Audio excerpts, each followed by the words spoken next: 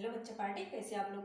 I hope घर पे होंगे, मस्ती होंगे, आपकी पढ़ाई अच्छे से चल रही होगी। ठीक है, तो बच्चा पार्टी हम लोग कहाँ तक चल रहे थे कि आपका पार्ट 4 समाप्त हो गया था। ठीक है, हम पढ़ा क्या रहे थे? हिस्ट्री। ठीक है, हिस्ट्री में आपका 4 पार्ट समाप्त हो गया। इस पार्ट में आपका कौन सा पार्ट है? 5 पार्ट है। ठीक, 5वें पार्ट में हम क्या क्या पढ़ने वाले हैं, आइए जानते हैं। ठीक है, जैसे कि मैंने सिंधु सभ्यता के बारे में, उस सभ्यता को हमने कल ही वाले वीडियो में मैंने समाप्त कर दिया था। ठीक है, आज के इस वीडियो में पढ़ेंगे कुछ ऐसी इंपॉर्टेंट सभ्यता थी जो हम इस सभ्यता में पढ़ेंगे, उसके बाद ये सभ्यता सारी समाप्त हो जाएंगी, फिर हम ऐतिहासिक काल में चलेंगे। ठीक है, तो चलिए स्टार्ट करते हैं कि आज के इस वीडियो में हम पढ़ेंगे मेसोपोटामिया की सभ्यता। मेसोपोटामिया की सभ्यता के बारे में हम आज जानेंगे, तो चलिए स्टार्ट करते हैं। ठीक है, इसमें दिया है कि इसका विकास इराक में टिग्रिस एवं यूफ्रेटिस नदी, दजला फरात नदी के मध्य में हुआ था। कहने का तात्पर्य यह है कि ये कह रहा है कि मेसोपोटामिया का जो उदय हुआ था, कब हुआ था? 10,000 ईसा पूर्व हुआ था। और कहाँ हुआ था? इराक में हुआ था। कहाँ हुआ था? इराक में हुआ था। किस नदी के पास? यूफ्रेटिस दजला फरात नदी के पास हुआ था। ठीक है, इतनी बात क्लियर, ये याद रखना होगा। फिर इसमें कहा कि यहाँ की मिट्टी अत्यधिक उपजाऊ थी। पूछा जाता है मेसोपोटामिया किस नाम से विख्यात था? तो इसकी जो जमीन थी बाबू, इसकी जो मतलब वो थी, मिट्टी थी, वो बहुत ही अत्यधिक क्या थी? उपजाऊ थी। क्या थी? उपजाऊ थी। तो यहाँ की मिट्टी अत्यधिक उपजाऊ थी। यह सभ्यता ग्रामीण थी। इसके अर्थव्यवस्था का मुख्य आधार कृषि था। इस समय के मंदिर को क्या कहा जाता था? जिगरुत कहा जाता था। कहने का तात्पर्य यह है कि मेसोपोटामिया की जो मिट्टी थी बहुत अधिक ही उपजाऊ थी, एक खासियत यह थी। और यहाँ की जो मंदिरें थी, पहले जो मंदिरें थी, उस मंदिर को आजकल के लोग मंदिर ही कहते हैं या टेम्पल कहते हैं इंग्लिश में, लेकिन पहले उस मंदिर को क्या बोला जाता था? जिगरुत बोला जाता था। ठीक है, और यह एक नगरीय सभ्यता नहीं थी, बल्कि यह क्या थी? एक ग्रामीण सभ्यता थी। कैसी सभ्यता थी? ग्रामीण सभ्यता थी।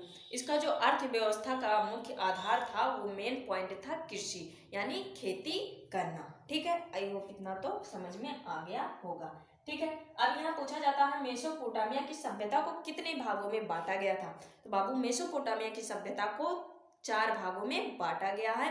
बहुत ही इंपॉर्टेंट है, इसको याद जरूर रखना। जितना भी मैं यहाँ पढ़ा रही हूँ, सारे के सारे क्वेश्चन इंपॉर्टेंट हैं। ठीक है, सारे क्वेश्चन आपको याद करना होगा, इससे बाहर कुछ भी नहीं याद करना होगा। यही तुम्हारा बुक है, यही तुम्हारा नोट्स है। ठीक है, तो लिखते भी जाओगे, समझते भी जाओगे कि मेसोपोटामिया की सभ्यता को 4 भागों में बांटा गया था। पहला आपका सुमेरियन की सभ्यता, फिर बेबीलोन की सभ्यता, कैंड्रिया की सभ्यता और असीरिया की सभ्यता। यानी कितने भागों में बांटा गया? 4 भागों। चारों का नाम बताओ।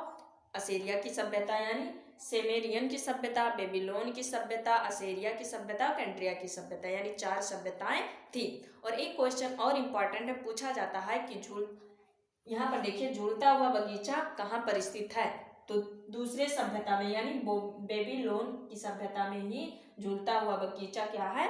स्थित है। तो यहाँ आप लिखा गया कि झूलता हुआ बगीचा बेबीलोन में स्थित है। ठीक है, ये इंपॉर्टेंट है क्वेश्चन कि झूलता हुआ बगीचा आपको कहाँ मिलेगा? बेबीलोन की सभ्यता में मिलेगा। ठीक है, फिर सिकंदर ने इस सभ्यता को क्या कर दिया? तोड़ दिया, यानी इसको खल्लास कर दिया, इस सभ्यता को नाश कर दिया। इसके स्थान पर ग्रीक सभ्यता को रख दिया। ठीक है, ग्रीक सभ्यता, यानी इस सभ्यता को हटाकर उसके स्थान पर ग्रीक सभ्यता को रख दिया। किसने? सिकंदर ने। विश्व की सबसे पहली सभ्यता मेसोपोटामिया की सभ्यता को ही माना जाता है। विश्व की सबसे पहली सभ्यता मेसोपोटामिया की सभ्यता माना जाता है, जबकि विश्व का पहली नगरीय सभ्यता सिंधु सभ्यता को कहते हैं। देखिए, यहाँ पर कहने का तात्पर्य यह है कि ये बोल रहा है कि मेसोपोटामिया जो है विश्व की सबसे पहली सभ्यता। कंफ्यूजन हो रहा है कि विश्व में सबसे पहली सभ्यता मेसोपोटामिया की सभ्यता है, लेकिन ये पहली सभ्यता तो है, लेकिन नगरीय सभ्यता नहीं है। तो 2 क्वेश्चंस यहाँ पर उठते हैं, पूछे जाते हैं कि विश्व में सबसे पहली नगरीय सभ्यता कौन है बाबू? तो होगा आपका सिंधु सभ्यता। लेकिन अगर पूछा जाएगा कि विश्व में सबसे पहली सभ्यता कौन है, तो वह होगा मेसोपोटामिया की सभ्यता। ठीक है, इतनी बात आपको याद रखनी होगी मेसोपोटामिया में। ठीक है, एक बार मैं और जल्दी रिपीट कर दे रही हूँ, आपको ध्यान में रखना होगा। ठीक है, उतारना तो उतार लीजिए इसको। सबसे पहले की मेसोपोटामिया की सभ्यता कब हुआ था? 10,000 ईसा पूर्व हुआ था। कहाँ पर हुआ था इसका विकास? इराक में। इराक में किस नदी के पास? दजला फरात नदी के पास स्थित था। ठीक है, यह विकास उनका दजला फरात नदी के पास मिला। ठीक है, उसके बाद यह किसके नाम से विख्यात था? क्योंकि इसकी जो मिट्टी थी बहुत ही उपजाऊ थी। यहाँ की जो मंदिरें थी उस मंदिर को जिगरुथी बोला जाता था। इनका जो आधार था वह क्या था? कृषि था। क्या था? कृषि था। अर्थव्यवस्था का मुख्य आधार क्या था? कृषि था। ठीक है, ये याद रखना होगा। फिर इसको कितने भागों में बांटा गया बाबू? तो 4 भागों में बांटा गया। नंबर 1 पर सुमेरियन की सभ्यता, फिर बेबीलोन की सभ्यता जहां पर झूलता हुआ बगीचा मिला, उसके बाद केंद्रिया की सभ्यता और असीरिया की सभ्यता। 4 सभ्यताएं मुख्य याद रखने होंगे। उसके बाद कहा जाता है कि सबसे पहली सभ्यता, विश्व में सबसे पहली सभ्यता मेसोपोटामिया की सभ्यता माना गया है, लेकिन विश्व में सबसे पहली नगरीय सभ्यता सिंधु सभ्यता को माना गया है। आई होप क्लियर आपको मेसोपोटामिया अच्छे तरीके से समझ में आ गया होगा। अब हम अगले वीडियो में चलते हैं मिस्र की सभ्यता पढ़ने। ठीक है, तो इसको आप लिखना चाहते हैं तो लिख लें। ठीक है, तो हो गया आपका अगला मेसोपोटामिया की सभ्यता आपका समाप्त हो गया। ठीक है, अब इसमें पढ़ेंगे मिस्र की सभ्यता और रोम की सभ्यता। ठीक है, बाकी बच्चे आपके 2 सभ्यता, जो पारस की सभ्यता और पीली नदी की सभ्यता, बहुत ही छोटे छोटे हैं, वो आगे में खत्म कर दूंगी। उसके बाद ये समाप्त हो जाएगा। उसके बाद हम पढ़ेंगे ऐतिहासिक काल। ठीक है, जो कि वही लेंदी है, वही हमें पढ़ना है। ठीक, चलिए पढ़ते हैं मिस्र सभ्यता के बारे में। इसमें कहा कि यह मिस्र के रेगिस्तानों में स्थित है। यह मिस्र के रेगिस्तानों में स्थित थी। इसे नील नदी की देन कहते हैं। इस सभ्यता का विकास फिरौन के नेतृत्व में ही किया गया था। इस सभ्यता में पिरामिड, सूर्य कैलेंडर तथा मम्मी का विकास हुआ था। अर्थात इस सभ्यता का विकास रसायन शास्त्र सुदृढ़ था। गीजा का पिरामिड सबसे प्रसिद्ध था। ठीक है, इसके कहने का मतलब, और ये बात यह है कि यह 3100 ईसा पूर्व की गई थी। मिस्र सभ्यता के बारे में सिर्फ ये पढ़ना है कि यह कब की गई थी? 3100 ईसा पूर्व की गई थी। ठीक है, किस स्थान पे? रेगिस्तान पे। ठीक है, इसे पीली नदी नहीं, नील नदी का देन कहा जाता है। इसे नील नदी का देन कहा जाता है। इसका जो मतलब विख्यात हुआ, फेरोन एक राजा थे। फेरोन मिस्र के एक राजा थे, उन्हीं के नाम से यह सबसे ज्यादा प्रचलित हुआ। ठीक है, क्यों? क्योंकि फेरान के जो राजा थे आज भी वो उनकी बॉडी रखी हुई है। ठीक है, उन अच्छे से उनकी बॉडी आज भी रखी गई है। क्योंकि कहा जाता है कि जो मिस्र के राजा फिरौन थे, वो उनको श्राप मिला था कि आप को ना तो वायु ना तो आप कुछ भी आपको नहीं लेगा। ठीक है, आप जैसे हैं वैसे हमेशा रहेंगे, मतलब आपका बॉडी वैसे ही रहेगा। ठीक है, मरने के बाद क्या किए मिस्र के लोग? उनको आज भी उनको व्यवस्थित रूप से रखे हुए हैं। माना जाता है कि कितने भी आप कोशिश कर लो, कितने भी लिप कुछ भी लगा लो, लेकिन बॉडी है सड़ तो जाएगा ही। ठीक है, लेकिन ऊपर की बॉडी तो सड़ तो गई है, लेकिन बीच का जो बाकी है वो अभी भी वैसे है। उसको व्यवस्थित रूप से रखा गया है उनकी बॉडी को। क्योंकि फिरौन कौन थे? मिस्र के राजा थे, उन्हीं के नाम से ये मिस्र सबसे ज्यादा विख्यात है। ठीक है, इस सभ्यता में आपको पिरामिड मिलेगा, सूर्य कैलेंडर मिलेगा। ठीक है, पूछा जाता है कि मिस्र में यानी सबसे बड़ा पिरामिड कौन है? तो गीजा का पिरामिड माना जाता है। और इसमें मम्मी मतलब क्या होता है? मुर्दा। मम्मी माने क्या होता है? मुर्दा। ठीक है, जो फिरौन थे वो मर तो गए, लेकिन आज भी उनकी बॉडी रखी हुई है व्यवस्थित रूप से। ठीक है, आप अगर देखना चाहते हैं तो मोबाइल पे सर्च करके आप देख सकते हैं उनके बॉडी को। ठीक है, आज भी रखा गया है। ये मिस्र के बारे में था। मिस्र के बारे में इतना ही याद रखना होगा कि 31 ईसा पूर्व की गई थी। कहाँ? रेगिस्तान में। इसे नील नदी का देन कहा जाता है। ठीक है, ये मिस्र के राजा जो थे वो फिरौन थे, इन्हीं के नाम से यह मिस्र की सभ्यता फेमस है। यहाँ पर क्या क्या मिला? गीजा मिला, सूर्य कैलेंडर मिला और मम्मी मिला। ठीक है, तीसरा इंपॉर्टेंट क्वेश्चन यह है कि सबसे बड़ा पिरामिड कौन सा है? ठीक है, तो सबसे बड़ा पिरामिड आपका गीजा का पिरामिड माना जाता है। ये आपको मिस्र में पढ़ना होगा। आगे चलेंगे रोम की सभ्यता। रोम की सभ्यता कब की गई थी? 600 ईसा पूर्व की गई थी। या कब की गई थी? 600 ईसा पूर्व की गई थी। यह इटली में विकसित था। या तो कहाँ रेगिस्तान में था, वो कहाँ इराक में, और ये कहाँ विकसित हुआ था, इटली में। कहाँ, इटली में। इन्होंने पूरे भूमध्य सागर पर अधिकार कर लिया था। रोम सभ्यता के जो लोग थे इनका विकास 600 ईसा पूर्व हुआ था। इन्होंने पूरे भूमध्य सागर पर क्या कर दिया था, क्या कर लिया था, अधिकार कर लिया था। ठीक है। प्राचीन सभ्यता में यह सबसे विकसित सभ्यता है। प्राचीन में सबसे विकसित सभ्यता किसे माना जाता है, रोम की सभ्यता को ही प्राचीन का सबसे प्रचलित सभ्यता माना जाता है।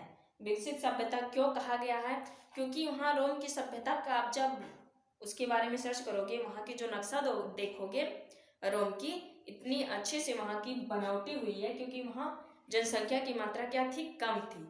वहाँ जितने भी रोड सड़कें बनी हुई थी एक व्यवस्थित रूप से उनको बनाया गया था। ठीक है। आज भी वह प्रचलित है, विकसित है। ठीक है। आज के समय भी वह पूर्ण रूप से विकसित है। ठीक है। इसलिए प्राचीन सभ्यता में यह सबसे विकसित सभ्यता माना जाता था, क्योंकि वह देखने में ही बहुत ही अच्छा था, क्योंकि वहाँ जनसंख्या कम थी, और जब संख्या कम रहेगी तो वहाँ पर ज़्यादा गंदगी होगी नहीं। ठीक है। वहाँ की एक एक घर इतने अच्छे से बनाए गए थे कि देखने में बहुत ही अच्छे लग रहे थे। ठीक है।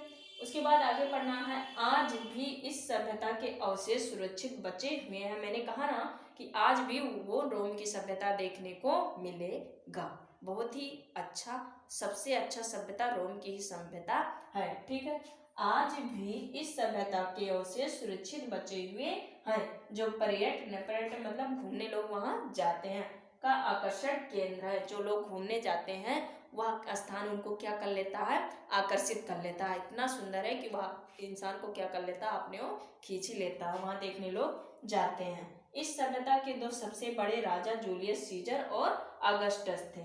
सबसे इंपॉर्टेंट बात कि इस रोम सभ्यता के दो राजा जो सबसे बड़े थे, एक जूलियस सीजर और एक अगस्टस, दो ऐसे राजा थे जो रोम सभ्यता के थे। ठीक है। फिर उसके बाद जूलियस सीजर की हत्या धोखे से उसके यानी उन्हीं के मंत्रिमंडल में कर दी गई। जूलियस सीजर कौन, रोम की सभ्यता के राजा थे। धोखे से उन्हीं के मंत्रिमंडल में उनको क्या कर दिया, मौत के घाट उतार दिया गया। ठीक है। उन्हीं के मंत्रिमंडल में ही उनको मार दिया गया। कैसे, धोखे से। किसे, जूलियस सीजर को। ठीक है। जूलियस सीजर नामक नाटक, यानी इनका जो नाटक है जूलियस सीजर, किसने लिखा था, विलियम शेक्सपियर ने लिखा था। विलियम शेक्सपियर ने जूलियस सीजर के नाटक के बारे में लिखा था।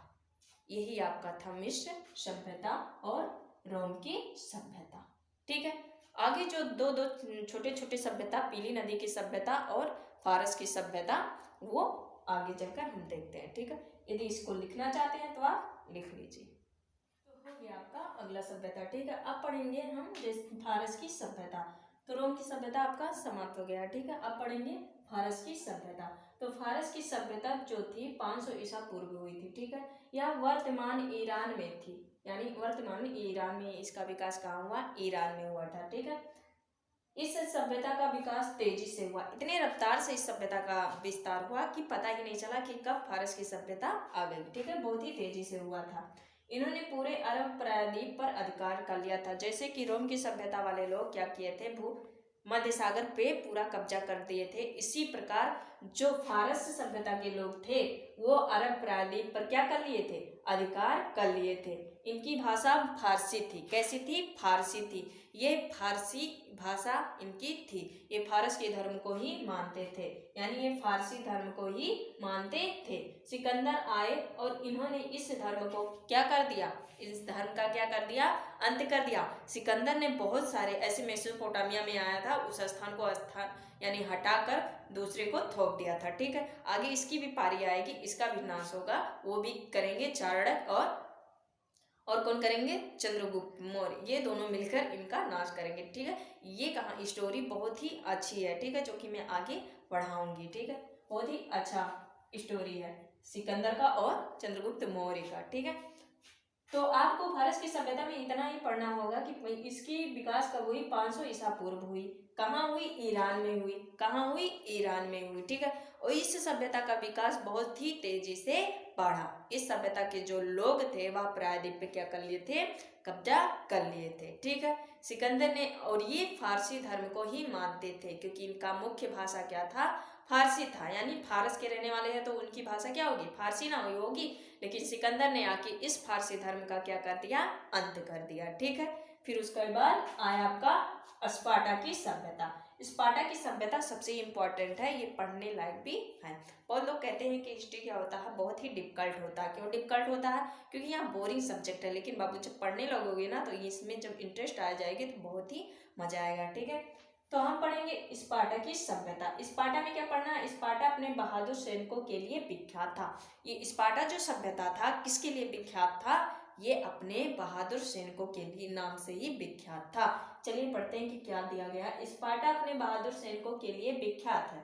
यह ग्रीस के पास, ग्रीस एक स्थान है, उसी के पास का एक छोटा सा क्षेत्र है। कैसा क्षेत्र है, छोटा सा क्षेत्र है। स्पार्टा के मात्र 300 सैनिक, स्पार्टा के मात्र 300 सैनिकों ने लियोनाइडस के नेतृत्व में, लियोनाइडस क्या था, मुखिया था। एक लीडर होता नहीं है, सभी बच्चों का एक मेन लीडर होता है, हर ग्रुप में एक लीडर होता है। तो उस जो स्पार्टा के सैनिक थे उनका लीडर कौन था, लियोनाइडस था। उन्हीं के नेतृत्व में ग्रीस के 20,000 सैनिकों को मौत के घाट उतार दिया था। सिर्फ किसने, 300 सैनिकों ने। सोचो 300 सैनिक ने उन 20,000 सैनिकों को क्या कर दिया था, मार दिया था। ठीक है, ग्रीस की विशाल सेना का नेतृत्व जरकसीज कर रहा था। यानी ग्रीस का जो विशाल सेना का नेतृत्व देखभाल कौन कर रहा था, जरकसीज कर रहा था। जरकसीज ने ही धोखे से स्पार्टा को क्या कर दिया था, हरा दिया था। ठीक है, चलिए मैं स्टोरी इसकी बता रही हूँ कि स्पार्टा के जो सैनिक होते थे उनको बचपन से ही ट्रेनिंग दिया जाता था। ठीक है,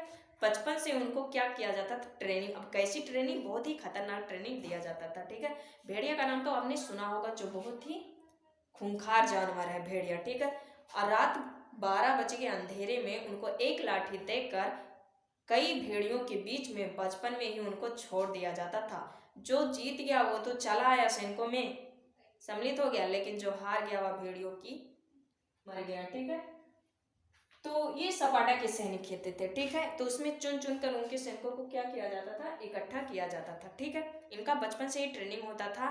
कई भेड़ियों के बीच में उनको एक लाठी देकर उनको छोड़ दिया, यदि बच गए तब तो चले आए, नहीं बचे तो उन्हीं में चले गए। ठीक है, तो स्पार्टा के ऐसे सैनिक थे, यानी बहुत बहादुर सैनिक थे। उस सैनिकों में एक का नाम था लियोनार्डस, जो ही बहुत काबिल और बुद्धिमान था। ठीक है, उसके बाद इन्होंने क्या, लियोनार्डस, स्पार्टा का जो था लियोनार्डस लीडर था, उसके जो सैनिक थे सिर्फ 300 सैनिक थे। कितने सैनिक थे, 300 सैनिक थे। 300 सैनिक के नेतृत्व, यानी लियोनार्डस के नेतृत्व में 300 सैनिक ने मिलकर 20,000 सैनिकों को मौत के घाट उतार दिया था। ग्रीस के 20,000 सैनिकों को क्या किया था, मौत के घाट उतार दिया गया। तो देखिए कि धोखे से कैसे इन्होंने हार गया। एक उसकी उनके पास, किसके पास, लियोनार्डस के पास एक सैनिक आया, उन्हीं का सैनिक था, लेकिन बहुत ही दुबला पतला था, वो लड़ने के काबिल नहीं था। और स्पार्टा के जो सैनिक होते थे वो किनको चुनते थे, जो उसके काबिल हो। ठीक है, लेकिन उन्होंने मना नहीं किया था कि आपको नहीं रखेंगे। उन्होंने सिर्फ यह कहा था, स्पार्टा के लियोनार्डस ये कहा गया था कि आप हमारे काबिल नहीं हैं। हाँ, इतना अच्छा है कि आप देश के प्रति जागरूक हैं, लड़ना चाहते हैं, लेकिन इसके काबिल नहीं हैं। उसके लिए क्षमता होना चाहिए और लड़ने की काबिलियता होना चाहिए, जो आपके अंदर नहीं है। उसको बुरा लग गया और वो जाकर जरकसीज से क्या किया, मिल गया, और वहाँ की रास्ता की कहाँ से जाती है रास्ता, उन्होंने क्या किया, जरकसीज को बता दिया, स्पार्टा की रास्ता के बारे में बता दिया। और जरकसीज ने क्या कर दिया, उन पर हमला कर दिया। क्या किया, हमला। उनको पता नहीं था कि कौन आएगा कौन जाएगा, क्योंकि उनकी रास्ता मालूम नहीं थी किसी की। स्पार्टा की सभ्यता थी, उनकी रास्ता कोई नहीं जानता था, क्योंकि वो पहाड़ियों के बीच में रहते थे। लेकिन वह धोखे से आकर, जब उन्होंने उस आदमी को मना कर दिया, तो वो आकर जरकसीज से मिल गया और सारा पोल खोल दिया। ठीक है, फिर जरकसीज ने क्या किया, धोखे से उन पर हमला कर दिया और उनको मार डाला। तो उन्होंने क्या कहा, लियोनार्डस ने यही कहा, उनके मुंह से यही निकला कि जरकसीज, अगर इतिहास जब भी पढ़ा जाएगा तो तुझे एक कायर के नजर से देखा जाएगा। जब भी इतिहास पढ़ा जाएगा तुझे एक कायर की नजर से देखा जाएगा, लेकिन तब भी इतिहास पढ़ा जाएगा तो मुझे एक वीरता के नाम में शामिल किया जाएगा। ठीक है, क्योंकि यह धोखे से इनको हराया था, वरना इनको हरा पाना इनके बस की बात नहीं थी। जब 300 सैनिक इनको 20,000 सैनिकों को मार के घाट उठा सकता है, तो क्या इनको अकेले नहीं मार सकता? मार सकता है। ठीक है, ये था आपका स्पार्टा की सभ्यता। अब आखिरी सबसे आखिरी सभ्यता है पीली नदी की सभ्यता। यह चीनी का मतलब चीन में 5000 ईसा पूर्व विकसित हुई थी। पीली नदी की सभ्यता कब 5000 ईसा पूर्व विकसित हुई थी? कहाँ पर? होंगो नदी के पास। होंगो नदी के तट पर ही इसका विस्तार हुआ था। यह सभ्यता एक किस लिए विख्यात था? उपजाऊ, क्योंकि इसकी मिट्टी कैसी थी? उपजाऊ थी। जिस प्रकार मेसोपोटामिया की मिट्टी उपजाऊ थी, उसी प्रकार पीली नदी की मिट्टी क्या थी? उपजाऊ थी। इसकी मिट्टी उपजाऊ की वजह से यह पीली नदी की सभ्यता के नाम से जाना जाता है। सबसे इम्पोर्टेंट स्पार्टा की सभ्यता, इसको जरूर पढ़ना। ठीक है, डिटेल में पढ़ना, इसकी स्टोरी बहुत ही अच्छी है। ठीक है, तो ये पूरा जितना पढ़ाया गया है ये सारे के सारे सभ्यता थे। ठीक है, यानी सिंधु पाषाण काल आपका समाप्त हो गया। सिंधु सभ्यता के बारे में जितनी भी सभ्यताएं थी, मेन पॉइंट मैंने खत्म कर दी। ठीक है, अब आपका हम पढ़ेंगे ऐतिहासिक काल। तीन ही तो, प्राग, आदि और ऐतिहासिक, दो मैंने समाप्त कर दिया। अब ऐतिहासिक काल जो कि बहुत ही लेंदी है, उसको पार्ट टू पार्ट करके हम लोग पढ़ेंगे। ठीक है, तो आई होप जितना आज पढ़ाया गया होगा आपको समझ में आ गया होगा। ठीक, मिलते हैं अगले वीडियो में, तब तक के लिए जय हिंद, जय भारत।